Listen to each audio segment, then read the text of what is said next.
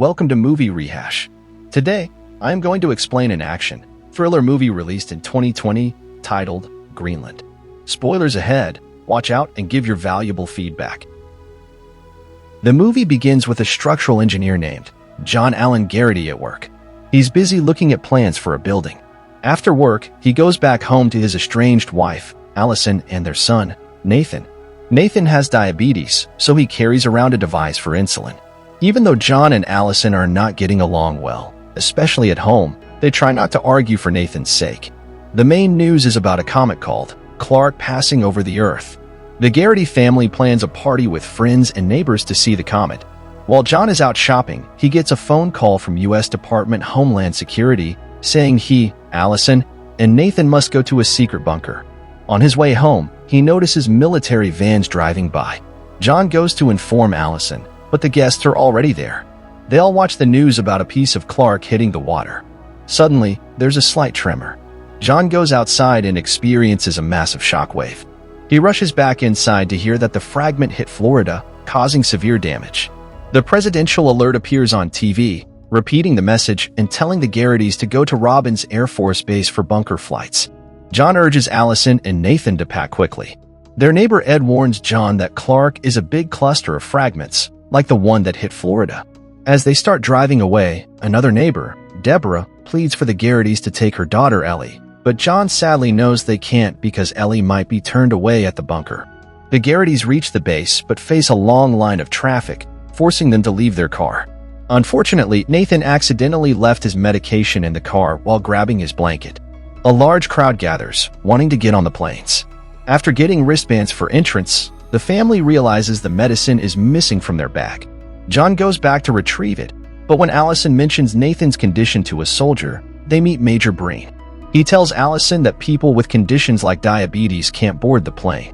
Despite Allison's pleas, Breen can't change the decision. Thinking John is already on the plane, Allison tries contact John but no avail. When John returns, he tries to board a plane, not realizing Allison and Nathan might be on a different one. Another passenger sees John with the medication and informs him about the rule for people with conditions. He requests to leave the plane just as the crowd breaches the gates, attempting to storm the planes. Some people have guns and shoot at the base workers, causing a worker to drop a fuel pump. John gathers everyone to leave just as the fuel ignites. People start running toward the gates, and just as John reaches safety, a plane explodes, setting off 2 more explosions that result in many casualties. John makes it out in time and rushes back to the car.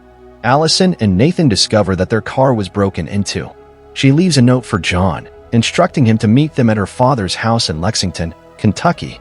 John finds the note and follows. Allison takes Nathan to a store that's being looted to get medicine for him. Gunmen suddenly storm the place and start shooting at people. Allison navigates her way to the front, but a man blocks her path. She pleads for Nathan's life, and the man allows them to go. She catches up with a woman named Judy and convinces her husband Ralph to drive them, but only as far as Knoxville, Tennessee.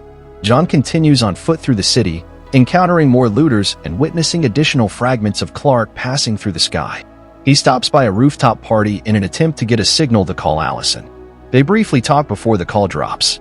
Meanwhile, Allison talks with Ralph and Judy, revealing that her family was selected but denied entrance to the bunkers. Ralph seems to come up with a plan and pulls over, attempting to forcibly remove Allison. She resists, but he overpowers her, leaving her wristband behind as they kidnap Nathan. Allison walks in despair until a family in a minivan stops to offer her ride to the airport, knowing that's where Ralph and Judy are headed. John encounters a truck full of people heading towards Canada, and the driver agrees to drop him off in Lexington. He meets a young man named Colin, who informs him that the planes in Canada are headed to bunkers, reportedly located in Greenland, even though the locations were supposed to be classified. Another passenger, Lucas, becomes hostile towards John upon learning he was selected, insisting that only American-born citizens should have been chosen. Lucas demands John's wristband and starts a fight with him, joined by his friend Micah. The fight causes the truck to swerve off the road, resulting in a crash that fatally injures Colin. John fights off Lucas and Micah, eventually using Lucas's hammer against him. Disturbed by the violence, John leaves the scene in shock. Allison exits the van when they get stuck in traffic on the way to the airport. Meanwhile, Ralph and Judy reach the base and attempt to pass Nathan off as their son using the wristbands to gain entry. However, Nathan tells a soldier that he's been kidnapped, and the soldier takes him away while Ralph and Judy are detained. Nathan is brought to a medical camp just before Allison arrives. A soldier assists her in navigating through a few tents until she is finally reunited with Nathan.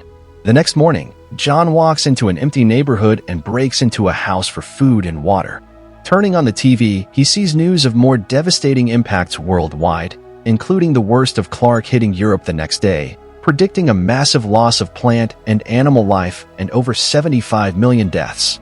John steals a car and heads to Allison's father Dale's house.